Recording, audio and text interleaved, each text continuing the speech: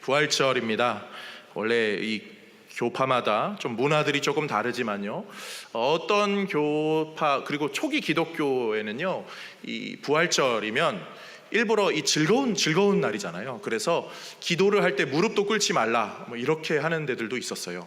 그리고 그 정도로 기뻐하고 예배 시간에 농담 시간, 우스갯소리를 하는 시간이 있을 정도로 일부러 기뻐합시다, 이것을 나누는 그런 문화가 있었다고도 하더라고요. 그러니까 부활절이 기독교인들에게는 얼마나 크고 중요한 절기인지 우리는 한 번쯤은 생각해 봐야 됩니다. 그래서 제가 이렇게 보면요, 제가 예전의 교회들 생각해 보면 이 부활절 새벽 예배가 있어요. 그래가지고 새벽에 이렇게 나와서 그리고 집에 갔다가 아침에 다시 와서 또 예배하면 막 부활절이 이렇게 되는 거예요. 그냥 눈이 그냥 주님은 부활하셨는데 나는 다시 이렇게 잠들고 있는, 약간 그런 웃지 못할 해프닝 같은 그런 모습들이 있고, 또 막 단체로 모여서 부활절 연합 예배 드리잖아요. 인천에서도 이번 주 뭐 연수군가 어디서 뭐 했던 것 같아요. 제가 그거 보니까 그거 참석하는 교회들은 뭐 새벽 4시까지인가 뭐 어디 모여서 뭐 순서하고, 이야, 거의 뭐 주님은 부활하셨는데 우리는 거의 죽이는 약간 그런 살인적인 일정인 것 같아서 저희는 참여하지 않았습니다. 있는지도 모르셨죠? 저는 그런 것 같아요. 예전도 중요하고 그런 예식, 의식도 참 중요합니다. 그것을 통해 배우는 게 있어요. 그렇지만 그것만큼 중요한 것이 그 내용, 본질적인 의미들을 우리가 잘 알고 있느냐. 그래서 부활절에 이렇게 졸면서 그냥 들었던 말씀, 지나갔던 말씀 정도가 아니라 오늘 말씀이 우리에게 부활이 왜 중요하고 필요한지를 꼭 깨닫는 시간 되었으면 좋겠다. 그런 의미로 오늘 설교의 제목이 부활의 의미와 중요성입니다. 고린도 교회 성도들 가운데 부활을 잘 믿지 않는 사람들이 있었어요. 오늘 본문 12절에 이렇게 말하죠. 너희 중에서 어떤 사람들은 어찌하여 죽은 자 가운데 부활이 없다 하느냐. 너희 중, 고린도 교회 사람들 중에 왜 부활 없다고 말하는 사람들이 있지? 사도 바울이 그런 이야기들을 꺼내고 있습니다. 부활은 기독교의 핵심이고 꽃입니다. 우리가 부활에 대해서, 예수님 부활하셨으니까 나도 죽으면 좀 이렇게 죽어 있다가 예수님 돌아오시면 나도 부활해서 천국 갈 거야, 우리 요 정도로는 다 알고 있거든요. 우리 중에 부활을 의심하는 사람 있습니까? 있어도 표현 못하죠. 부활을 우리는 다 믿는다고 하는데요, 그래 나는 죽으면 예수님 다시 오시면 부활해서 천국 갈 거야 라고까지도 우리는 알고 있는데, 부활이 기독교의 핵심이고 꽃인데 더 깊게 조금 더 이해하는 게 필요하겠죠. 그만큼 중요하면 그냥 파편적으로 이렇게 겉모습만 아는 게 아니라 속으로 깊게 알아야 될 것 같아서 오늘 본문의 말씀을 준비했습니다. 오늘 본문이 어디죠? 고린도 전서입니다. 고린도라는 도시에 있는 성도들에게 사도 바울이 예전에 사역을 하면서 경험했던 그것을 기반으로 아니까 더 편지를 이렇게 성심성의껏 썼던 이 내용이 고린도 전서입니다. 고린도라는 도시는 지금도 이제 코린트라는 도시로 남아 있죠. 저 아테네 아래쪽으로 남아 있는데 예로부터 굉장히 무역이 성행하고 활발했던 도시, 굉장히 규모가 컸습니다. 사도 바울이 돌았던 도시들 중에 가장 큰 도시, 딱 고린도 들어가기 직전까지, 그 전까지 사역했던 도시들과는 비교가 안 되는 규모가 이 고린도 교회였어요. 그래서 고린도 지역 도시였죠. 사도 바울이 참 부담을 많이 느꼈던 도시입니다. 실제로 한 25만 명 정도가 그 지역에 살았다고 하고요. 지도를 좀 준비해 봤습니다. 잘 아실 거예요. 저쪽 장화 모양이 무슨 나라죠? 장화 모양 이탈리아, 장화의 끝부분이죠. 이렇게 보이고, 그리고 저기 점 찍힌 것이 고린도 지역이고요. 이 지중해 바다입니다. 지중해 바다이고, 이쪽은 이제 저쪽으로 가면은 지금의 튀르키예 가고, 이렇게 이스라엘 가고, 아래쪽 가면은 이집트가 나오는 그런 지중해 바다겠죠. 가운데를 조금 더 확대해서 다음 사진이 보면 저쪽이 이제 고린도 지역입니다. 네모칸 지역. 그리고 네모칸 지역을 조금 더 확대해서 옆으로 했는데 옆에 아테네가 보이시죠? 아테네에서 저쪽 고린도 지역으로 넘어가면은 섬인지 이제 대륙인지 반도인지 같은 게 뭐가 하나 보여요. 무역을 하는데 지금 호르무스 해협처럼 아주 그 지나가야 될 만한 그런 길, 그런 길이 약간 고린도가 그 역할을 하는 거예요. 저기를 지나가거나 아니면 바다를 삥 둘러서 가야 하는 일이 발생하기 때문에 사람들은 이 안전하고 그리고 경제적으로도 가장 이득이 될 만한 저 고린도 지역에서 이쪽에서 배를 내려서 짐을 하적하고 다시 실어가지고 저쪽에서 배를 또 출항시키죠. 또 반대로도 이렇게 되고 이렇게 문물이 그리고 재물이 여러 가지 무역이 막 섞이는 지역이 고린도였습니다. 그리고 로마의 황제가 이제 퇴역한 군인들, 돈 많은 군인들 저 도시 가서 살아라. 돈도 많고 문화도 많고 향락이 발전하고 이방신도 많이 섬기죠. 뭐 신상을 섬기는 문화가 워낙 강했던지라 그리스 로마 신화 이야기하는 사람들, 막 철학 이야기하는 사람들, 신전이 크게 세 가지 정도 있어서 그 중에 하나 여신 섬기는 곳은 이 여신도들이 여사제들이 저녁이면 도시로 내려와서 이 아주 그 향락의 문화, 그게 그분들의 그 신앙 그런 거였거든요. 남자 신 섬기는 자들은 이 아테네 근처 올림픽 그런 것이 유행하는 지역인지라 이 몸을 자랑합니다. 몸을 굉장히 막 울퉁불퉁한 그런 몸을 자랑하고 또 그런 것을 추구하는 사람들 가운데 아주 그 정반대의 극을 추구하는 악한 마음이 있잖아요. 어린아이들 아주 성적으로 해코지하는 아주 나쁜 문화가 이 성행하는 그런 도시, 다양한 그 문화와 경제력과 철학과 뭐 화려함과 사도 바울이 그 도시를 마주했을 때 마음이 어땠는지가 성경에 기록되어요. 고린도전서 2장 3절에 이렇게 말해요. 내가 너희 가운데 거할 때에, 고린도에 거할 때 약하고 두려워하고 심히 떨었노라. 얼마나 세속이 강한지 나 너무 무서웠어. 이렇게 사도 바울이 고백을 하죠. 그래서 그 다음 구절 4절 5절에 이렇게 말해요. 내 말과 전도함이 설득력 있는 지혜의 말로 하지 아니하고 다만 성령의 나타나심과 능력으로 하여 너희 믿음이 사람의 지혜에 있지 아니하고 다만 하나님의 능력에 있게 하려 하였노라. 바울은 말로, 지혜로, 언변으로 내가 여기서 사역한 거 아니라 성령의 능력으로 사역했어. 복음 하나만 붙들고 난 사역했어. 예수 부활 소식 나 이것만 순전하게 전하는데 집중했어 라고 말하죠. 이게 우리에게 얼마나 큰 위안이 되는지 모르겠어요. 사랑하는 성도님들, 지금 우리가 사는 사회의 철학이 얼마나 많이 발전했습니까? 말장난으로 사람을 홀입니다. 그리고 법정 가면은 말 잘하는 변호사들, 검사들이 뭐 아주 그냥 진리를 들었다 놨다, 진실을 들었다 놨다 하죠. 그리고 사람들은 얼마나 부요해요. 얼마나 향락과 쾌락이 얼마나 우리를 참 초라하게 만듭니까? 거기서 교회가 무슨 힘을, 성도가 무슨 힘을 낼 수 있겠어요? 우리 중에 무슨 권세 있는 사람이 있겠습니까? 있어봤자 얼마나 있습니까? 뭐 그런 사람들은 뭐 서울의 국회, 여의도에 다 모여 있겠죠. 우리는 아주 그런 세상과 비교하면 초라한데요. 그러한 힘든 도시에서도 복음의 능력이 화려하게 꽃을 피웠던 것을 생각해 본다면 지금 이 시대 우리가 있는 이곳에서도 하나님은 분명히 일하실 거예요. 그리고 하나님은 더 놀라운 역사를 얼마든지 복음을 통해 행하실 수 있는 줄로 믿습니다. 실제로 고린도 교회 성도들은요, 그 철학의 발전함으로 철학을 추구한 게 아니라 복음의 깊이를 추구했어요. 그들은 그 부요함으로 자신들의 즐거움을 추구한 것이 아니라 그 부요함을 가지고 예루살렘 교회가 어렵다는 이야기를 듣고 더 기꺼이 연보하는 모습을 보였죠.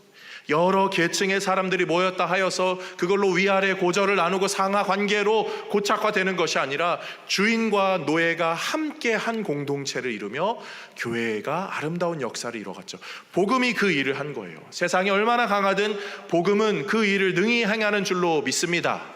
세상의 문제가 얼마나 심각하든 하나님은 문제보다 강하신 하나님이신 줄로 믿습니다.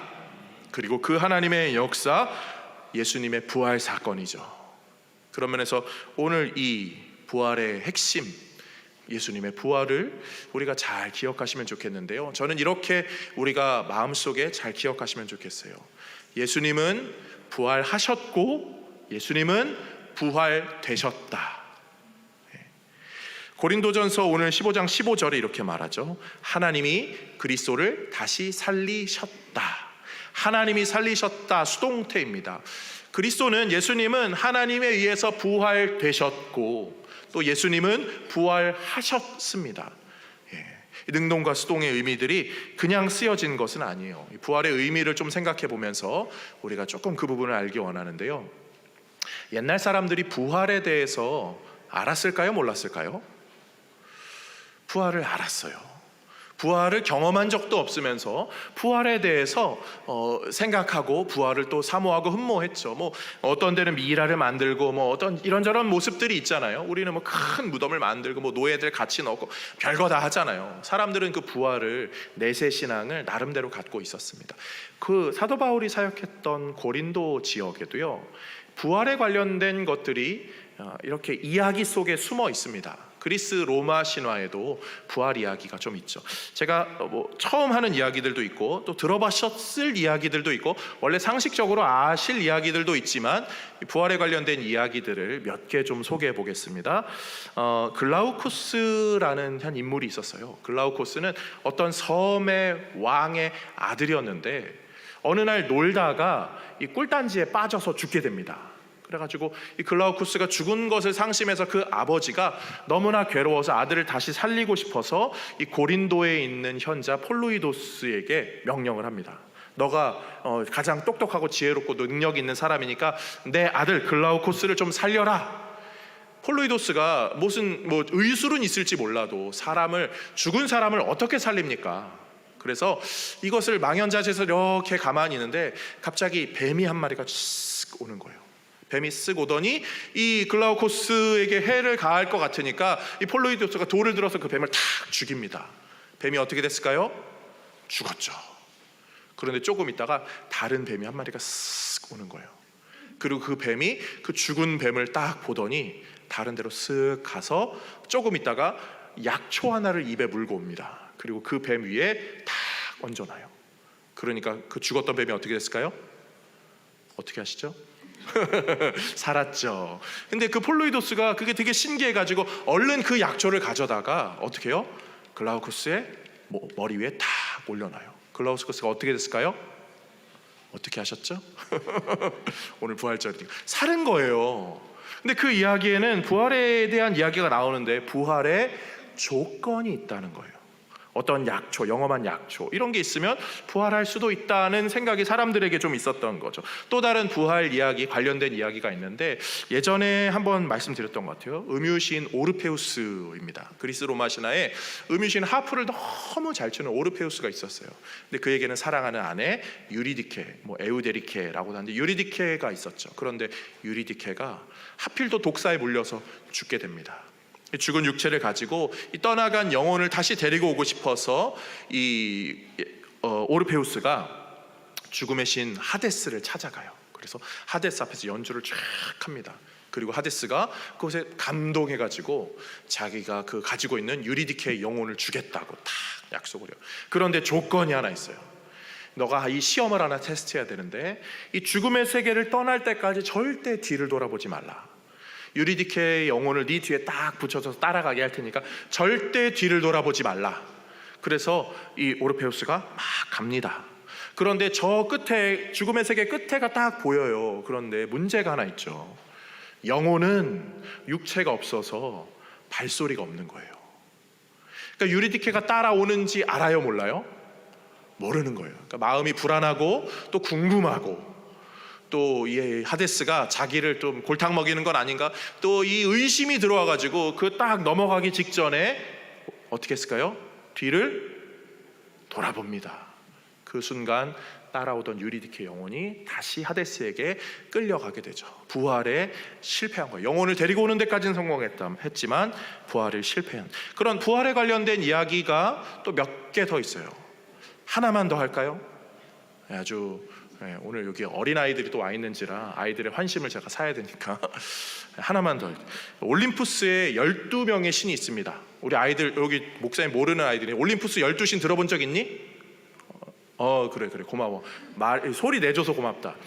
그 중에 이 12신이 있는데 그 12신 아래에 있는 작은 어떤 존재들 가운데 탄탈로스라는 인물이 있었어요. 근데 탄탈로스가 12신이 되게 좀 뭔가 좀 테스트해보고 싶은 거죠. 그래가지고 자기 아들을 죽여다가 12토막을 내서 요리를 합니다. 뭐 좀 잔인하지만 그리스 신화 이야기니까 그냥 그렇게 들으시면 돼요. 그래서 각각의 한 접시씩 딱 나눠주는 거예요. 근데 올림푸스 12신들은 그 정도는 다 꿰뚫고 있는 거예요. 그래가지고 나는 그 음식 먹지 않아 라고 탄탈로스의 그 시험을 탁 하는 거죠. 그런데 딱 한 신이 하필 그 순간에 상심의 큰 뭐가 아픈 그게 있어가지고 그냥 정신이 없어서 그 겨를이 없어서 그 하나를 딱 먹습니다. 그리고 그걸 딱 먹게 되고 나서 그 일이 지난 후에 나머지 12신들이 어떻게 탄탈로스가 우리를 그렇게 시험할 수 있어, 아주 괘씸해 고약해, 그리고 그 아들이 너무나 불쌍해, 우리가 그 아들을 다시 살려주자, 부활시키자, 그래가지고 육체를 모읍니다. 그런데 육체가 몇 조각이에요? 11조각이에요. 하나가 부족한 거예요. 보니까 어깨가 하나가 없어요. 그래가지고 이 신들이 어깨를 이렇게 만들어 상하로 조각해 줍니다. 그래서 다시 살려줬다는 이야기, 이게 그리스 로마 신화에 나오는 이야기. 뭐 또 몇 개 더 있으면 헤라클레스가 뭐 싸워서 영혼을 갈취했다는 이야기, 메두사 있죠. 메두사의 머리 쪽에서 나오는 피가 있는데 왼쪽의 피는 사람을 죽이는 사혈이고 오른쪽의 피는 사람을 살리는 생혈이다, 뭐 이런 이야기들이 있어요. 그런데 그 이야기들은요, 부활을 이야기하는 것 같지만 엄밀히 말하면 부활이 아니라 소생을 이야기하는 거예요. 소생. 부활과 소생에는 좀 차이가 있습니다. 둘 다 죽었다 살아나는 건 맞아요. 그런데 부활은 이 영원한 육체로 살아나는 거고요, 소생은 살았다가 시간이 지나가면 그 육체의 그 한계, 그 문제점, 어려움들이 있는, 그래서 뭐 때로는 어깨가 없다거나 뭐 이런 현상이 발생하는 거예요.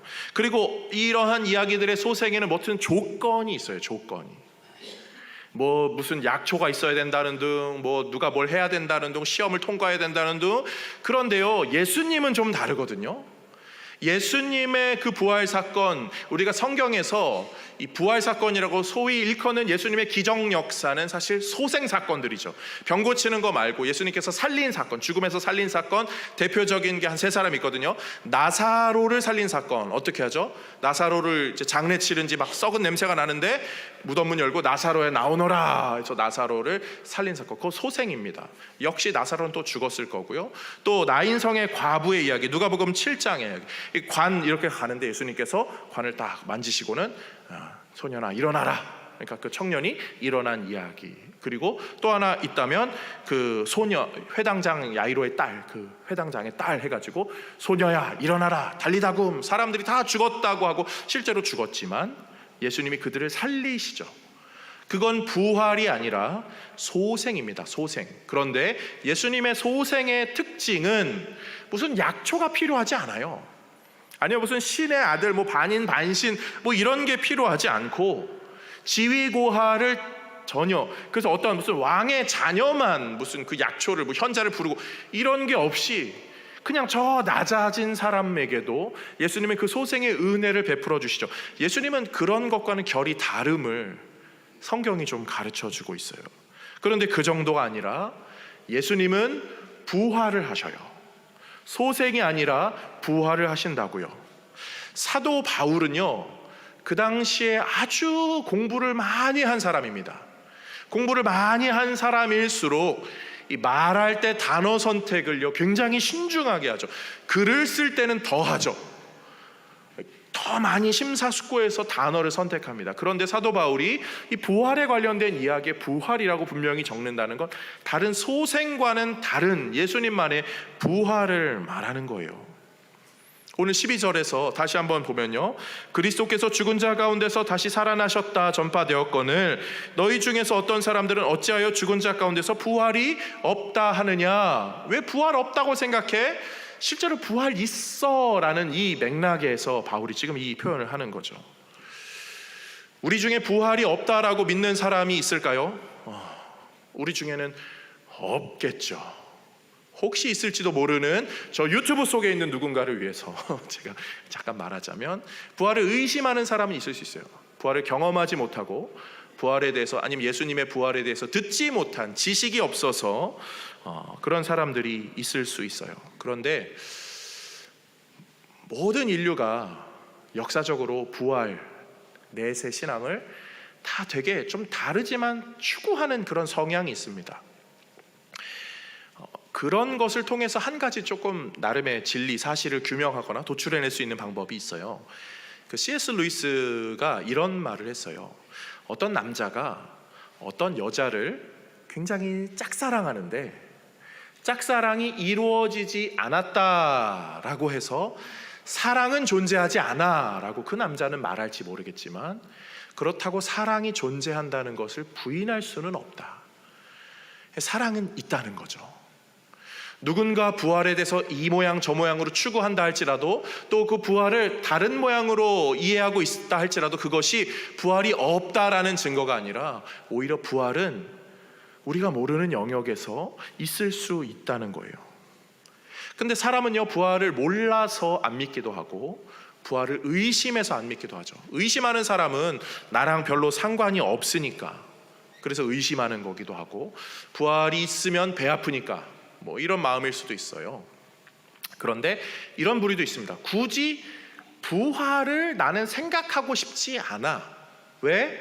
나는 현재가 더 좋으니까.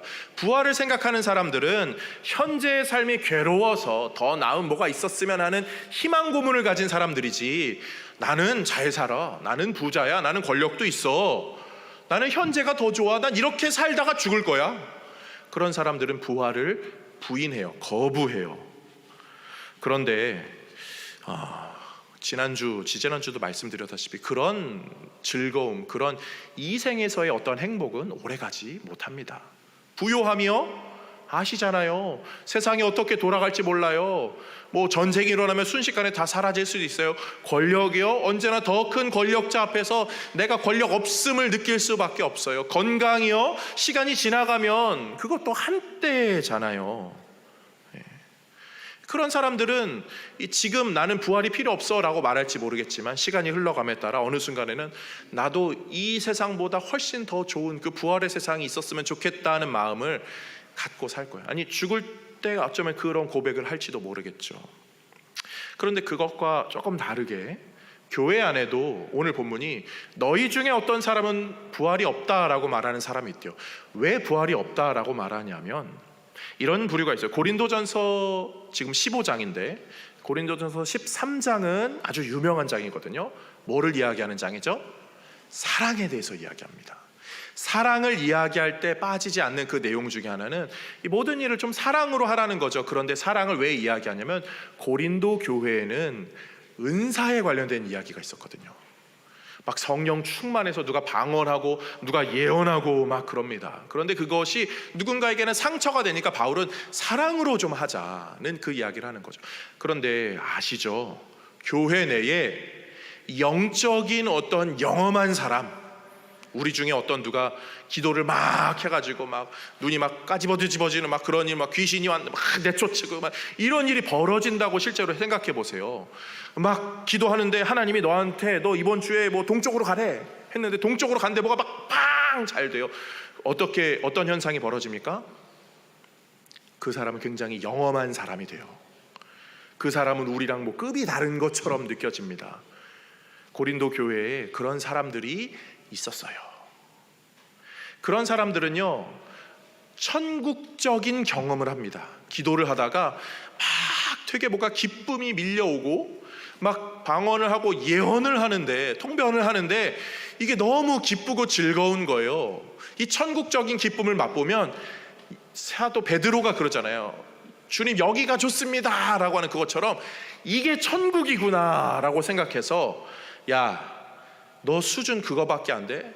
기도 너 3시간 해봤어? 기도 6시간 해봤어? 너 3일 금식 해봤어? 5일 금식 해봤어? 40일 금식 해봤어? 이러면서 급을 나눠요. 그리고 너가 아직 이 영험한 세계를 경험하지 못해서 그래.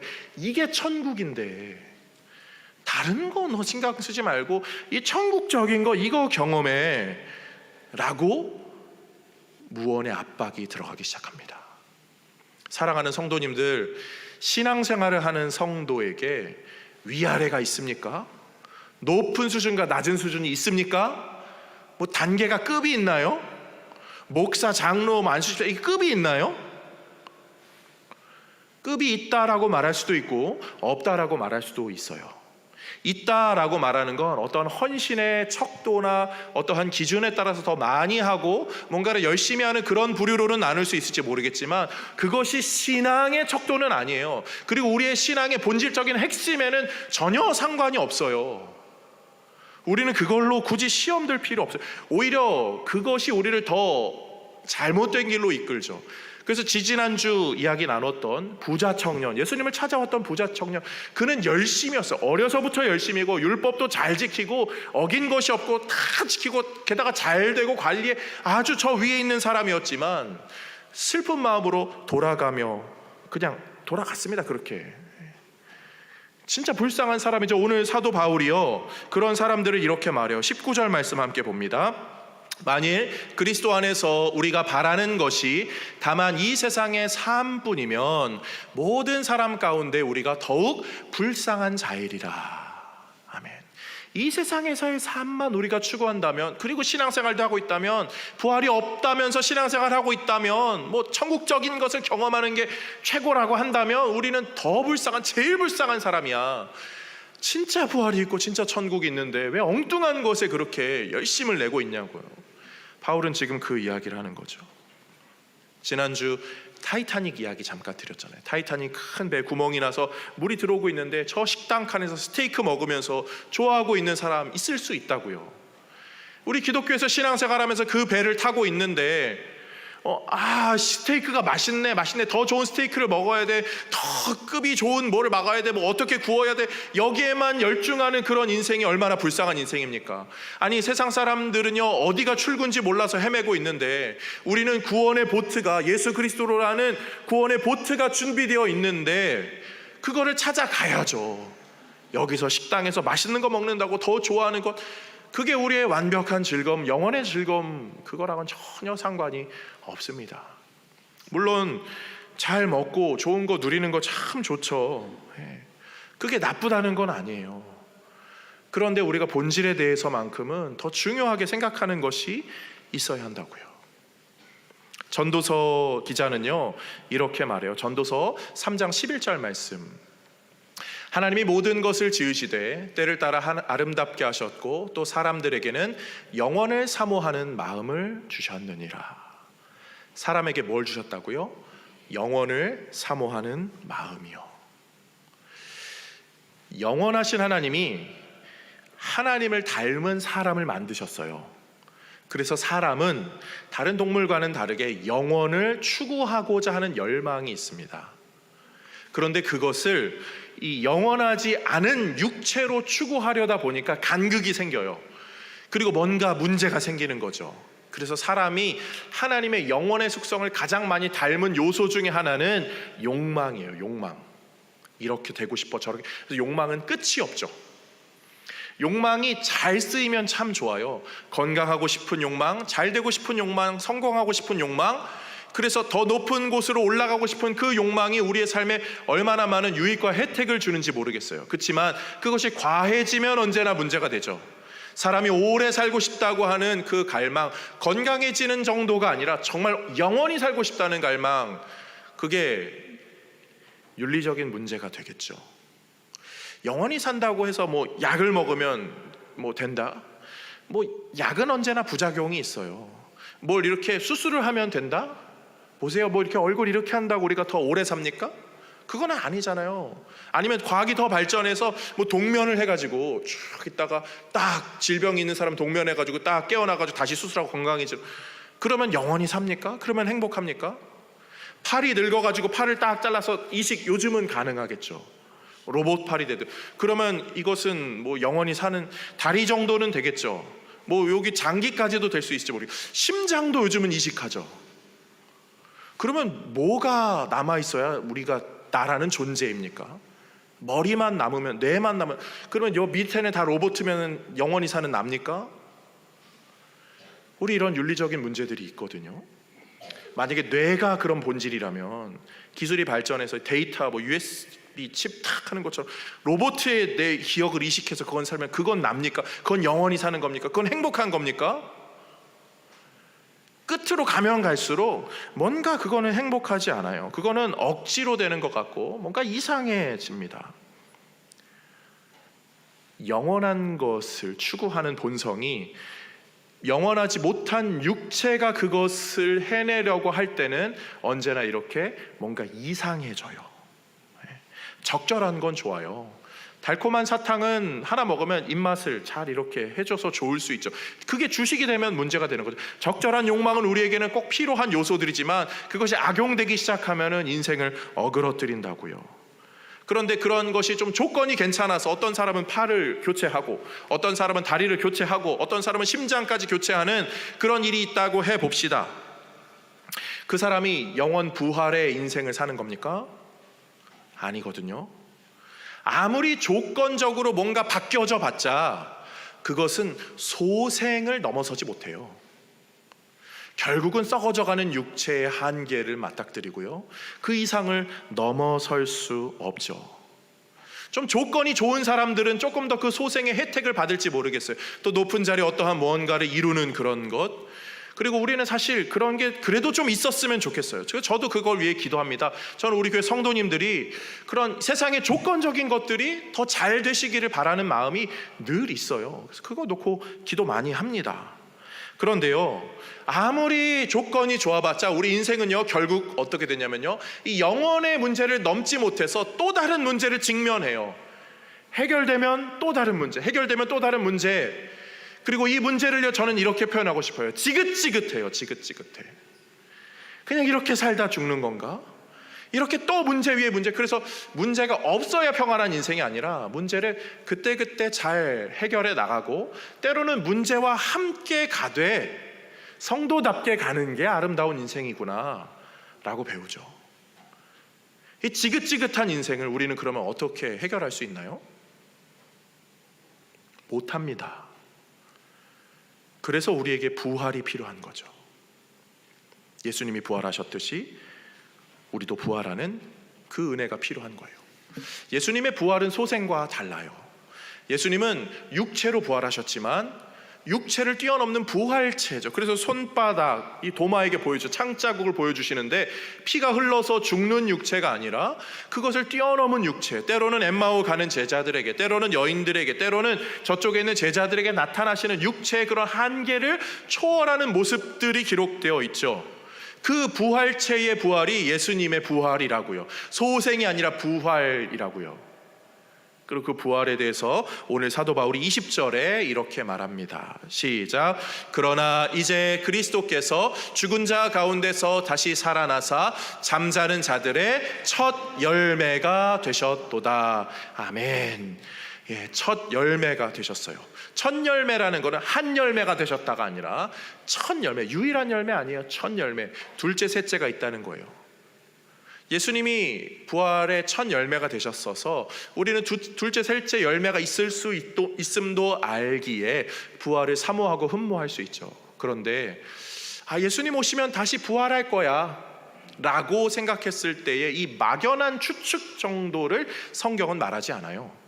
만약에 막연한 추측 정도였으면 누가 두 번째 될지 누가 세 번째 될지, 그러면 어떤 약초가 있는 사람이 두 번째 되고 어떠한 왕족 세 번째 되고 이런 것으로 또 옥신각신할지도 모르겠는데요, 아예 예수님은 그러한 막연한 추측 정도가 아니라 실제로 두 번째 세 번째 열매들이 있었음을 성경에 기록해 주시죠. 마태복음 27장 51절에서 53절 말씀 읽어봅니다. 이에 평소 휘장이 위로부터 아래까지 찢어져 둘이 되고 땅이 진동하며 바위가 터지고 무덤들이 열리며 자던 성도의 몸이 많이 일어나되 예수의 부활 후에 그들이 무덤에서 나와서 거룩한 성에 들어가 많은 사람에게 보이니라. 그 사람들이 예수님의 부활 후에 무덤에서 일어난 사람들이 성에 들어가서 사람들에게 보여졌대요. 육체의 부활이 있었다는 거죠. 그들이 이미 두 번째 세 번째 열매들로 된 것이고, 믿는 자는 그들이 무슨 왕족이고 혈통이고 귀족이고 이런 게 아니었어요. 그냥 평범한 사람들인데 예수님의 부활 이후에 그 일이 이루어진 거죠. 그런 면에서 사랑하는 성도님들, 우리도 예수님의 그 첫 열매처럼 예수를 믿고 따름으로 말미암아 그 부활의 은혜를 누리게 되는 줄로 믿습니다. 여기에는 어떠한 조건이 필요하지 않아요. 뭐가 있어야 된다는 등, 약초를 챙겨야 된다는 등, 신과 싸워서 이겨야 된다는 등, 아니면 무슨 메두사의 오른쪽 머리에서 나오는 피가 있어야 된다는 등, 그런 게 전혀 없어도 돼요. 예수님을 믿는 믿음, 그것도 하나님이 주신 거죠. 그 믿음 하나만 있으면 우리는 지위고하를 막론하고 하나님 나라 백성으로 영원의 육체로 부활하여 살 수 있다. 하나님과 기쁨의 예배를 드리며 살 수 있다. 그것이 우리 모두가 받게 되는 유익인 줄로 믿습니다. 마지막으로 한 가지만 나눕니다. 그런데요, 우리만 부활하지 않아요. 믿지 않는 사람들도 다 부활합니다.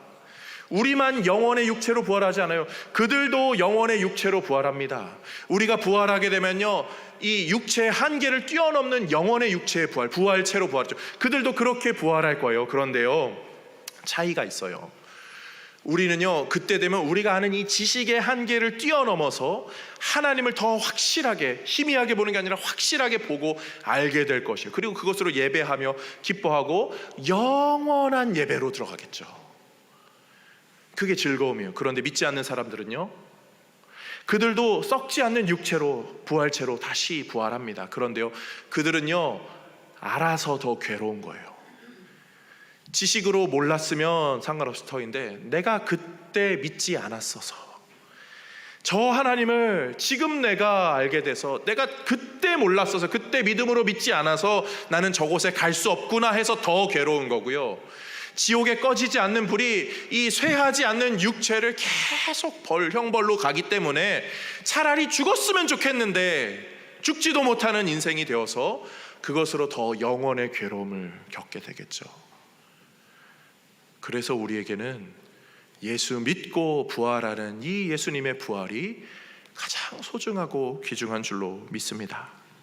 사랑하는 성도님들, 예수님 부활, 내 부활, 참 부활의 기쁨을, 그 의미를 기억하면서 예수 믿고 부활의 모습으로 주님 다시 오실 때 다 같이 모이고 함께 신앙생활했던 우리 신앙의 선배들과도 다 같이 모여서 영원의 즐거움을 누리시는 그런 귀하고 복된 성도님들 다 되시기를 부활의 주인 되신 예수님의 이름으로 축복합니다.